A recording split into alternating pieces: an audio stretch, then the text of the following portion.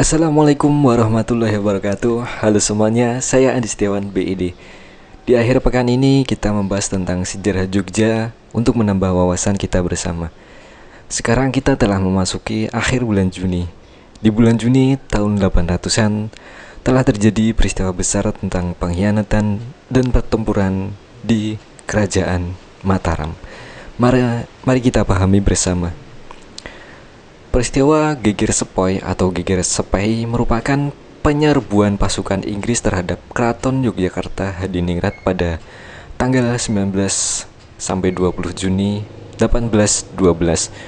Peristiwa Geger Sepoi berawal ketika pada tahun 1811 Inggris mulai menancapkan kekuasaannya di Jawa dan berkeinginan untuk menguasai Pulau Jawa yang kala itu dipimpin oleh Letnan Gubernur Thomas Stamford Raffles. Langkah awal yang dilakukan Raffles adalah menguasai sepenuhnya Pulau Jawa dan mempertahankannya dari serangan negara lain, khususnya Prancis dan Belanda. Raffles kemudian mengirim residen-residen ke wilayah-wilayah di Jawa, termasuk kerajaan-kerajaan yang ada di pulau tersebut. Kedatangan Inggris untuk menguasai Jawa sepenuhnya mendapatkan hambatan dari Sultan Hamengkubuwono II yang bersekutu dengan Sunan Pakubuwono keempat. Raffles kemudian mengutus John Crawford dan Pangeran Notokusumo untuk berdiplomasi dengan Sultan Hamengkubuwono II. Namun, jalan diplomasi menemui titik buntu dan ini jelas, dan berakhir dengan upaya penaklukan Kesultanan Yogyakarta. Langkah berikutnya, Raffles mempersiapkan pasukan untuk menggempur dan menundukkan Kesultanan Yogyakarta. Kesultanan saat itu sedang dilanda konflik internal yang memperlemah pertahanannya. Hal ini dimanfaatkan oleh Raffles untuk menyerang Yogyakarta pada tanggal 18 sampai 20 Juni 1812 yang dikenal dengan peristiwa Geger Sepei karena kebanyakan pasukan Inggris dari Brigade Sepoy. Brigade ini adalah tentara yang direkrut dari warga India yang sudah terlebih dahulu dijajah oleh Inggris sebelumnya. Peristiwa Geger Sepei dimulai dengan perencanaan yang sangat matang. Pasukan yang dipimpin oleh Inggris terdiri dari pasukan kerajaan Eropa dan pasukan Sepoi sebanyak 1.200 orang, pasukan Surakarta, Legiun Mangkunegara sebanyak 800 orang, serta dukungan dari Pangeran Notokusumo dan Tanjin Sing. Senjata artileri Inggris mulai menyulut meriam mereka pada 18 Juni 1812 setelah diplomasi terakhir gagal dan dibalas dengan meriam pasukan Sutabel Keraton. Selama 2 hari peperangan terjadi di luar benteng Baluwarti Keraton dan juga saling tembak meriam dan artileri lainnya. Kemudian pada subuh hari 20 Juni 1812 pasukan Inggris keluar secara diam-diam untuk mendekati regol dan lini belakang pertahanan keraton. Pertahanan Keraton Yogyakarta akhirnya jebol dan pasukan masuk melalui Plengkong, Tarunasura, Nirboyo, dan alun-alun utara. Sultan Hamengkubuwono II ditangkap beserta para pangeran yang masih tersisa. Keraton Yogyakarta berhasil diduduki dan terjadi penjaraan yang sangat besar terhadap harta dan kekayaan intelektual lainnya yang ada di dalam keraton. Serangan yang berlangsung 3 hari tersebut mengubah seluruh tatanan lama Kesultanan Yogyakarta. Ada pelengseran dan pembuangan Sultan Hamengkubuwono II ke Pinang Malaya, dan pengangkatan Sultan baru merupakan bukti yang paling kentara.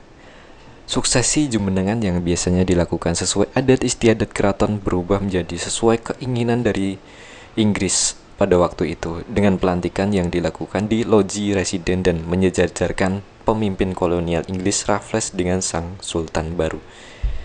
Geger Sepoi berdampak besar terhadap keberlangsungan pemerintahan di Yogyakarta.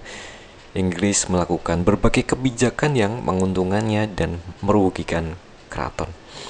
Setelah berhasil menguasai dan menangkap Sultan Hamengkubuwono II, kebijakan pertama yang dilakukan Inggris adalah mengangkat Adipati Anom Surojo sebagai Sultan Hamengkubuwono III yang dipaksa tunduk kepada pemerintahan gubernur Inggris. Kedua, Inggris mengangkat Pangeran Notokusumo sebagai pemimpin kepangeranan yang merdeka bernama Kadipaten Pakualaman dan dia bergelar Adipati Pakualaman pertama. Ketiga, Inggris juga mengangkat Adipati Anom Ibnu Jarot sebagai Sultan Hamengkubuwono IV menggantikan ayahnya yang meninggal pada tahun 1814.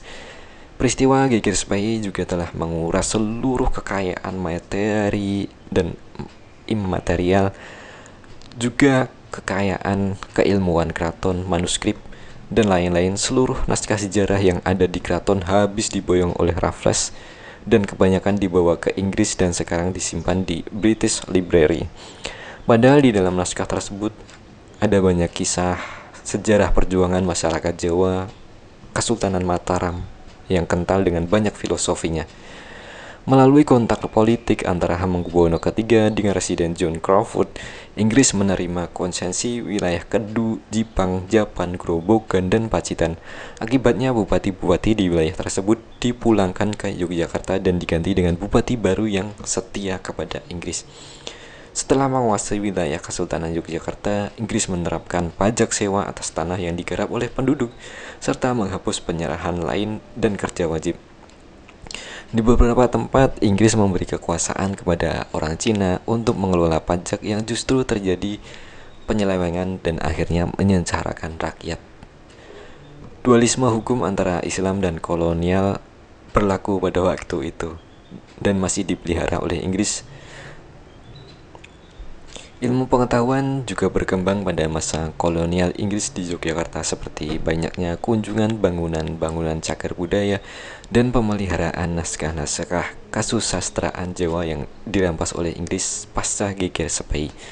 Geger Sepai tidak hanya sejarah dalam kekalahan yang meruntuhkan kewibawaan, namun juga menjadi tonggak lahirnya tata dunia baru di tanah Mataram. Untuk menginang peristiwa ini dibangunlah prasasti Geger Sepoi atau Geger Sepai di kampung Ketelan Wijilan, Jogtenglor,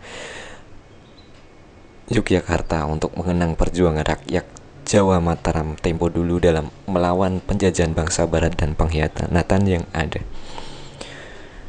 Kesimpulan, inilah ringkasan kisah Geger Sepai yang terjadi di masa lampau. Semoga bisa menjadi pelajaran kehidupan dan menambah wawasan sejarah kita. Terima kasih telah mendengarkan. Saya Andi Setiawan, BID. Sampai jumpa di video selanjutnya. Assalamualaikum warahmatullahi wabarakatuh.